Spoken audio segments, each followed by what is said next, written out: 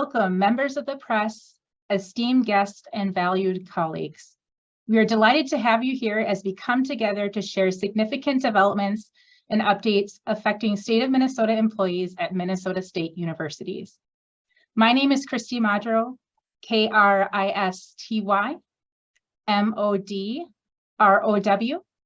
and I am the state president for Minnesota State University Association of Administrative and Service Faculty, ASF for short, Administrative Service Faculty, and the Student Relations and Experiential Learning Director for the Herberger Business School at St. Cloud State University. ASF is affiliated with Teamsters Local 320. Our members account for almost 800 state of Minnesota employees at all 7 public state universities across the state. Unfortunately, a distressing pattern has surfaced over the last decade or so. Our employees have significantly lagged behind their counterparts on campuses and within the industry in terms of earning sustainable wages. Due to financial constraints, many ASF employees work side gigs to make ends meet. They experience housing and food insecurities. They postpone crucial medical and mental health and preventative health care, as well as qualify for social assistance programs. The core value of Minnesota State is to provide an opportunity for all Minnesotans to create a great future for themselves, their families, and for their communities. However, it is crucial to question whether Minnesota State has overlooked the well-being of its employees, their families, and their communities. Minnesota State's refusal to engage in inadequate negotiations on matters of livable wages and economic equity has been a significant concern for our members. There has been minimal movement from Minnesota State regarding wages and salaries during our negotiations process. Considering this challenging situation, our negotiations team and the ASF State Board of Directors made the very difficult decision to proceed with the strike authorization vote among our members. The step was taken with great deliberation and consideration for the welfare of all of our members. The strike authorization vote had an impressive 93% response rate, with an incredible 97.5% of our members, 498 members, voting in favor of the strike authorization, while only 2.5% of members, 13 members, who voted against it.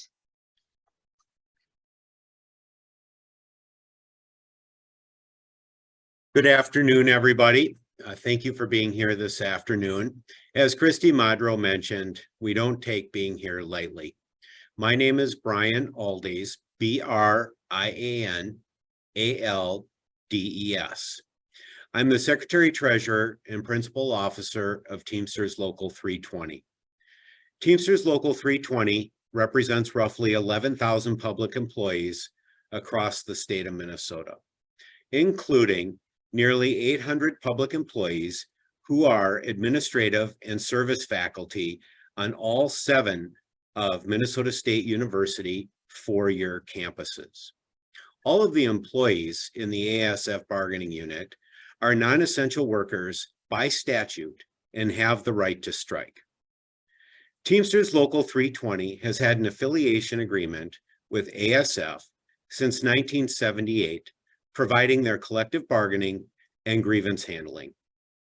Teamsters Local 320 and ASF have been engaged with Minnesota State University in contract negotiations since April 26 and are going back to the bargaining table beginning July 24th and entering into mediation on July 25th. Should no agreement be reached, we are scheduled for mediation again on August 14th and 15th. ASF members are full members of Teamsters and are eligible for all benefits. All benefits are inclusive of full strike benefits, which are out of work benefits. In addition to out of work benefits, ASF members will have the full support of Joint Council 32, the Minnesota Teamsters umbrella organization, and its 11 local unions throughout Minnesota.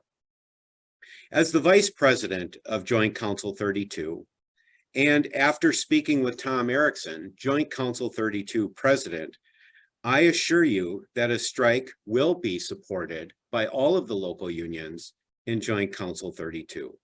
This includes picket line support, Teamsters from different trades, local unions, and crafts honoring picket lines by not delivering goods or providing services that provide critical infrastructure and support to the Minnesota State University four-year campuses and all of its students. Currently, workers across the country are rising up in solidarity to bargain for a better life and better communities. UPS Teamsters are currently fighting for a better future. Blandon Paper Teamsters are on strike. Actors and writers are on strike. Higher education has seen 15 strikes across the country in the past year. The surge in organizing and worker strikes in higher education is no accident. It is a fight for the common good and an opportunity to earn a living wage. Right now, I'd like to go ahead and turn it over to ASF Vice President on the Bemidji campus, George McConnell. Good afternoon. My name is George McConnell. My last name is McConnell.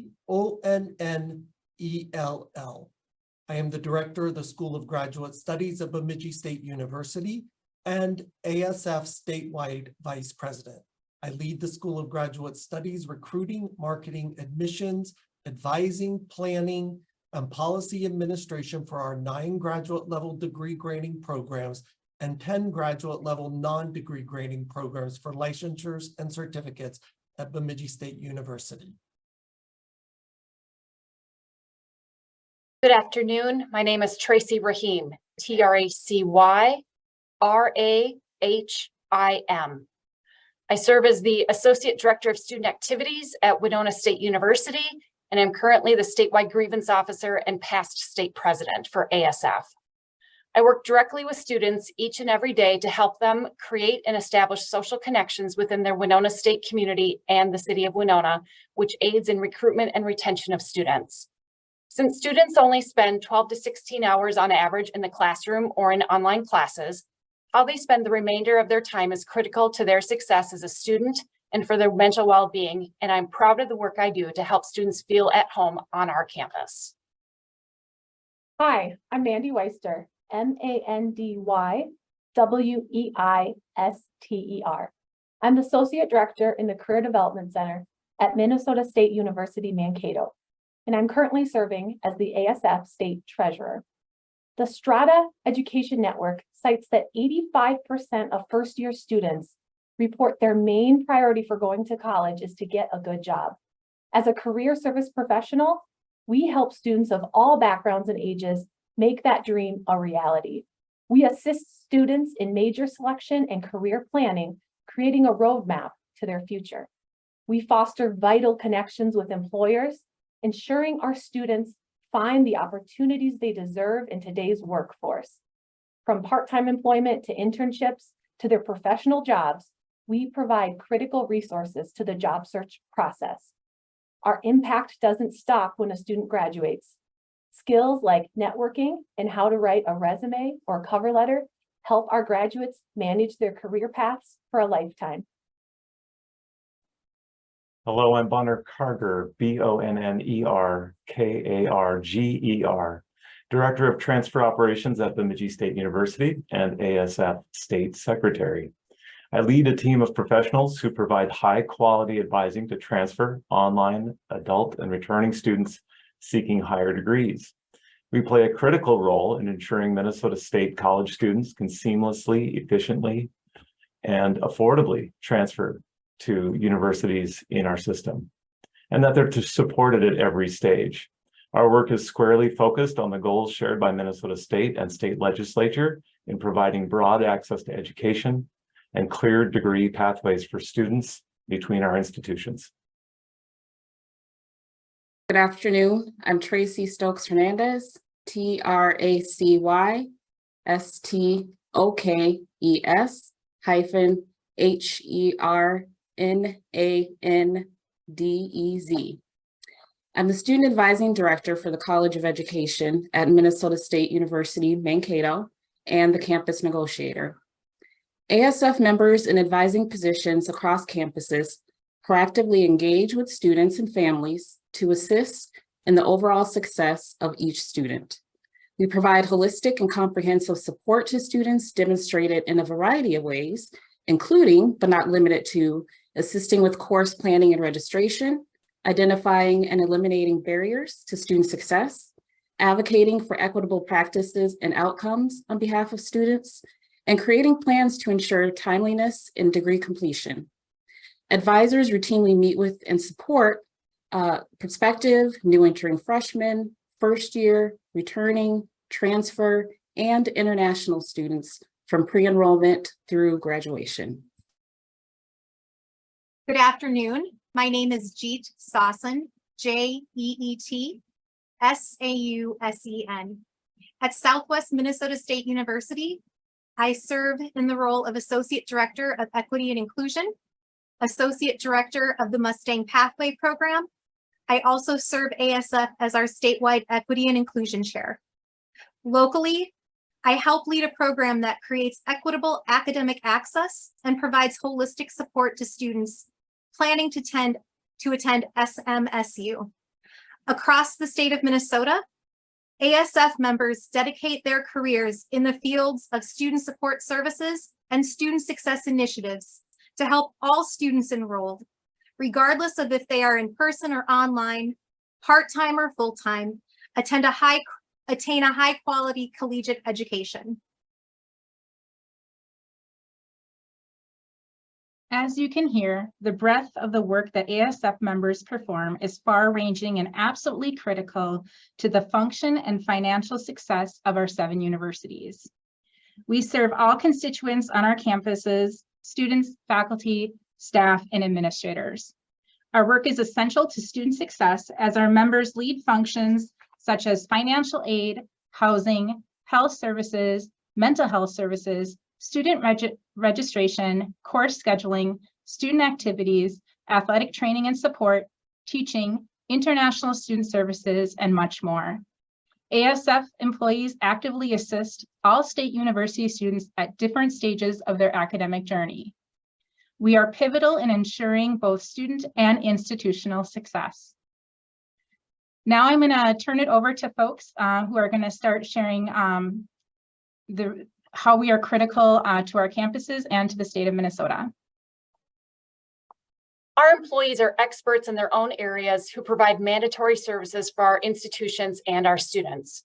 For example, the Winona State University Financial Aid Office has dispersed more than $70 million to over 7,000 students. Across all the Minnesota State universities, that is close to $500 million. Students depend on ASF members to accurately and swiftly disperse their financial aid so that they can pay tuition, make rent payments, and have money for food and books. Financial aid employees must comply with state and federal regulations for mandatory reports, and many of them have strict deadlines or else fines are imposed. Among the many critical services that ASF members provide, I also want to highlight the oversight of residence halls. Students who live on campus need to feel safe and secure in their new homes. Residence hall directors and area coordinators not only ensure that the facilities are safe and internal operations run smoothly, but they also serve in 24-hour on-call rotations for emergencies, which often surround major medical or mental health concerns.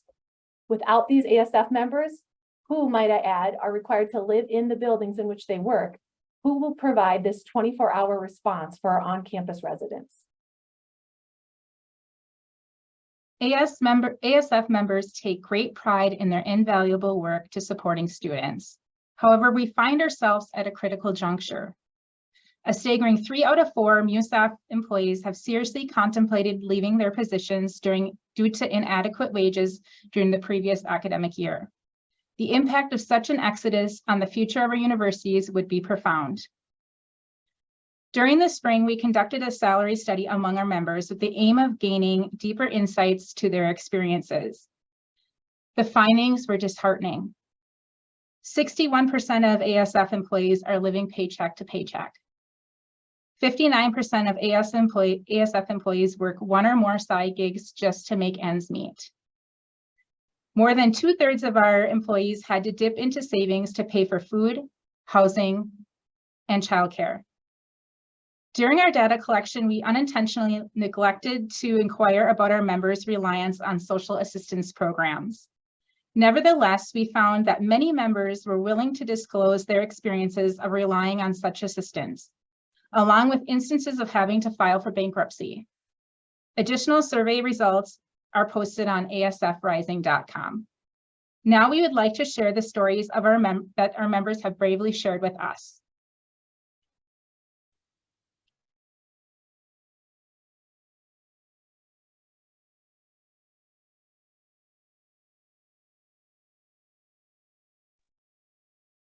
George? Sorry, we lost Tracy, but I think she's back now. I will turn it over to Tracy Rahim from Winona State. I apologize. We just had a power surge in our building, so thank you for your patience here. I'm going to share with you a personal story of how this lack of economic equity in our pay has impacted me. I'm starting my 24th year with Winona State University and have a master's degree in counseling. I live on a single income, have no dependents besides 2 pets, live in a modest home, and drive an 8-year-old vehicle. I never thought I would be forced to take a second job to just afford essentials like food, utilities, mortgage, taxes, and insurance. I cut out cable. I canceled all memberships, including the gym. I cut out any unnecessary shopping and only shop at the cheap grocery stores and rarely eat out. I only kept my house at 65 degrees this winter, which was sometimes barely comfortable. And I'm trying to find a new cell phone carrier as my bill is getting to be too much. Even my second job, which is as flexible as it can be around my work schedule, is still not enough to make me feel comfortable or keep me from worrying about how much is in my checking account between paychecks. With the state of everything, I'm not contributing anything back to a dwindling savings account right now just to keep my ends met. But I know I am not alone in facing these circumstances. Many of our ASF members are struggling to make ends meet and care for their families as the cost of living keeps rising. Even with the CPI falling to 3% recently, our rising financial burdens still exist and our pay is not keeping pace. Please listen as my colleagues share real-life situations that our members are living each and every day around the state. Our members suffer from food insecurity. They tell us, we are not given just compensation for our service, education, and commitment. I have to access the food pantry and any other social service possible to break even. Another member stated, my 2 kids are on WIC and Minnesota Care Health Insurance because of my low income. Without those safety nets, it would be very challenging for us to afford food and health care. Another member, we are eligible for free and reduced lunches and qualify for energy assistance. I find it shameful that with my current salary, I still am eligible for such programs. Our members are severely underpaid in comparison to others doing similar work. One member says, our department's graduates earn a median salary higher than mine, even though I've worked here for many years. Hearing that information is demoralizing. Another member says, after obtaining a master's degree, I worked in MAPE positions. In the last few years, I've worked in ASF positions. All the roles have had similar responsibilities and challenges I'm expected to solve, and I sufficiently deliver. In the transition from MAPE to ASF, I had to take a pay cut. Had I stayed in MAPE and not transitioned to ASF, my pay would be $10,000 to $15,000 more than what I am currently making in parallel roles. Our members cannot afford the basic cost of living. This is what they tell us. Positions in ASF salary range C start at the poverty level for the Twin Cities metro region for all state positions, and the highest point does not reach the actual cost of living for folks living in the metro area counties. making it impossible to escape indebtedness to work for Minnesota State. Working for the state of Minnesota is a travesty based on the data and might explain why staff turnover is becoming a growing problem. My annual salary as a person with a terminal degree is $34,000 below the 2021 cost of living. Our members cannot afford to grow their families. The following quote represents the experience of many of our members. And they say, currently we struggle to afford childcare. The monthly cost of childcare is 50% of my monthly salary. This is devastating because I love working at my institution, but I often find myself questioning if I should apply elsewhere. We hesitate to grow our family and fear that our children would suffer from financial burden. I am a highly qualified educator, but am severely underpaid. The stress of this takes a toll on my mental health, my family, myself, and my students. Our members face severe financial stresses daily. They tell us examples such as this. I am considering filing bankruptcy because I can't afford to pay my bills and had to resort to credit over and over. So now my entire income goes to my bills and my monthly payments. There is nothing extra. If an emergency were to happen, I wouldn't know what to do at this point. I have never been in this type of situation. It's embarrassing and humiliating. Our most loyal and long-term members face salary compression. They tell us, I've been employed in Min-State for 16 years, and new employees starting here are making more than I am without experience or additional education. However, I have to train and teach them how to use the tools and resources needed for them to be successful. I think it is very cruel of how little administration values and pays long-term employees. It's a slap in the face for employees who have dedicated years of service to the institution and system. And our members' mental health suffers due to financial issues. They also tell us things like, I personally have frequent feelings of hopelessness, but I can't seek counseling because the co-pays of my insurance will just propel my family further into debt. As we move forward, our primary goal is to secure a fair and equitable economic package that is at least on par with settlements offered to other Minnesota state bargaining units. We fully recognizing that achieving a fair and sustainable settlement is of utmost importance to address the various challenges currently faced by our members. Without such an agreement, there are genuine concerns regarding the food and housing security of our members. To ensure that our members receive the rightful compensation they deserve, we are advocating for a regular schedule of pay equity studies. It's worth noting that the last pay equity study was conducted in the 1990s, and despite our recent requests during negotiations with Minnesota State, no action has been taken. Therefore, our focus moving forward is to strive for a just and sustainable agreement that addresses these concerns and ensures the well-being of our members while fostering a positive and productive work environment.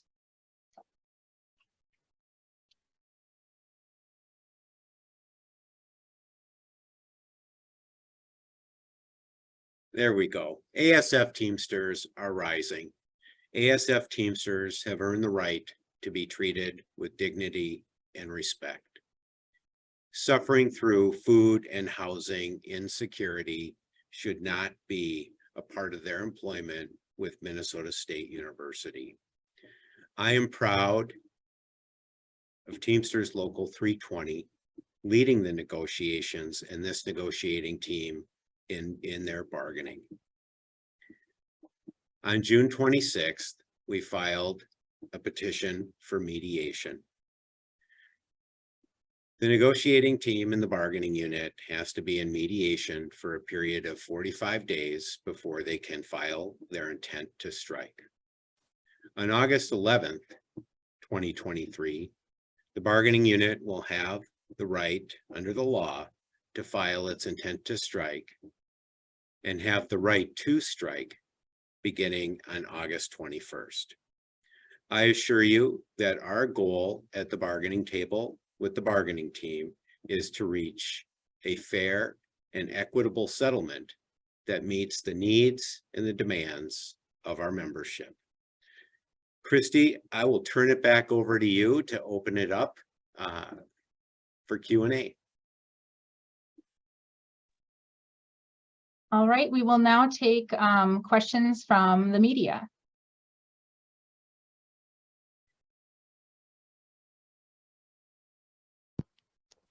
Can you provide more detail about what specific pay rates your members are receiving now and what you're hoping to get out of mediation? What's the goal? Either hourly or annual pay rates you're looking for?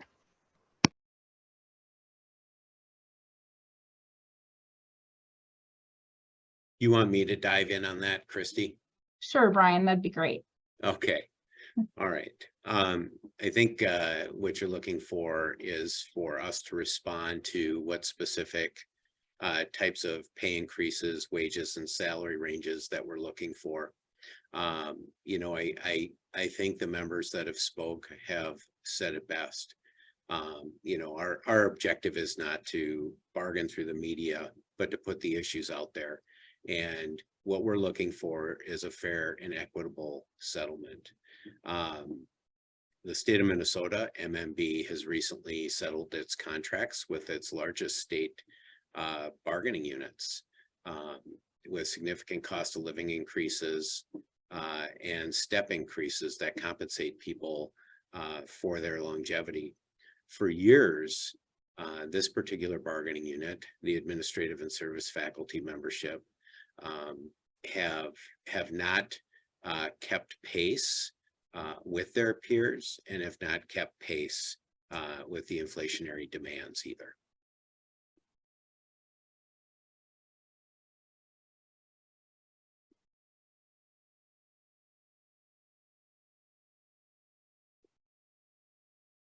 Other questions?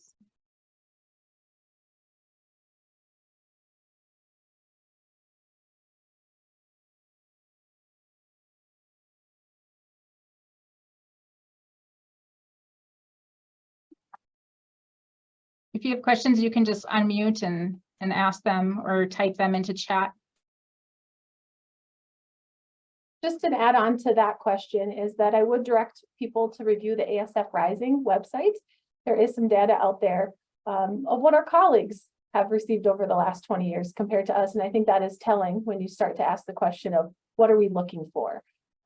We are looking for similar cost of living increases, but we have a lot of catch up to do. So that settlement this time around has to start to work towards that gap that we fall behind. And I would direct people to review some of the data on asfrising.com. All right. There's a question in the chat. Yep. So the question in the chat is how many people participated in the salary survey? Did you collect demographic data, race, gender, etc.? So we did, we included all 7 universities, MUSAF employees at all of our 7 state universities.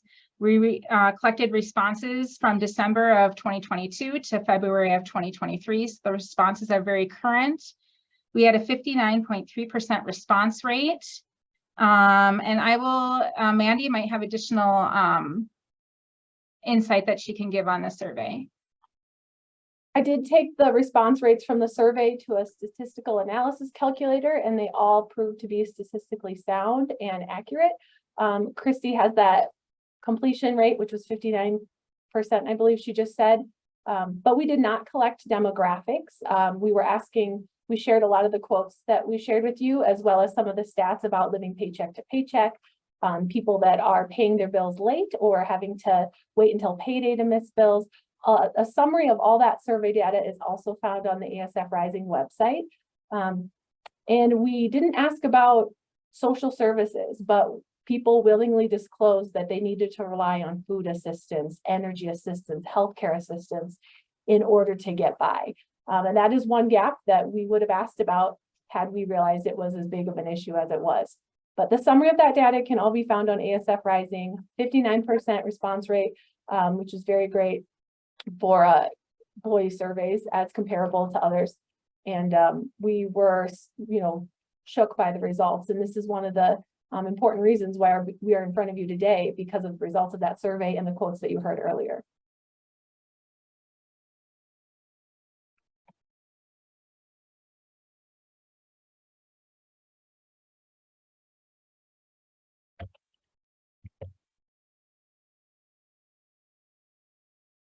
Other questions? What barriers do you see to some of your demands being met?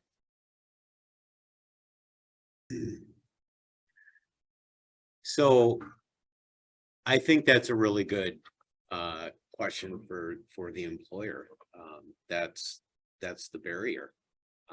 The union's demands in bargaining aren't unreasonable. They're consistent with some of the other statewide contract settlements. In particular, some of their peers that they work next to. So the barrier right now is the employer.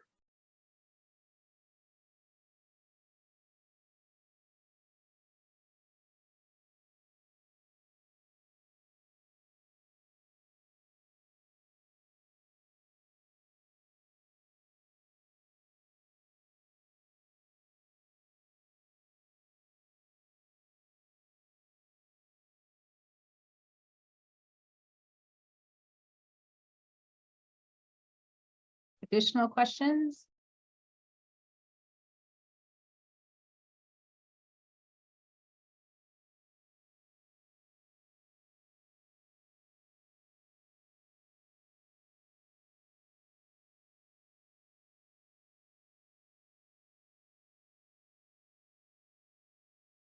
If there are no additional questions by 1:34, we will end this conference.